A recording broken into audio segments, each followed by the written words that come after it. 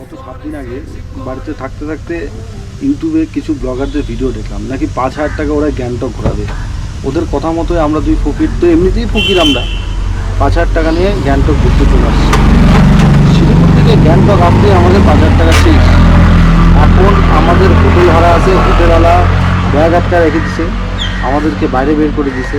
আমরা এখানে বসে আছি, রাস্তার দুজন আমার ভিডিও বানাচ্ছি। গোপ্রোটা প্যানের নিচে লুকায় নিয়ে আসছি জন্য গোপ্রোটা বেঁচে গেছে, তাহলে এটাও আমাদের শেষ হয়ে যেত, জীবনটা শেষ করে দিল একদম। এখন যারা এই যে ইউটিউবে এসে বড় বড় বাতলিং ছাড়ে, 5,000 টাকায় গ্যাংটক ঘুরে আসুন, 5,000 টাকায় মাংস, মানে 100 টাকায় গ্যাংটকের মাংস ভাত, তোমরা যারা ওদের কথা শুনে গ্যাংটকে এসে ভাবো যে মুরগির মাংস খাচ্ছ 100 টাকায়, ওগুলা মুরগির মাংস নয় ভাই, ওগুলা হচ্ছে কাক পক্ষী মেরে ওরা পুড়িয়ে নিয়ে ওটাকে রান্না করে খাওয়ায়, ওটা মুরগির মাংস না।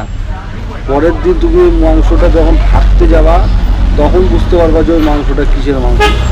100 টাকায় কোনো দিন মুরগির মাংস পাওয়া যায় গ্যাংটকের বাজারে?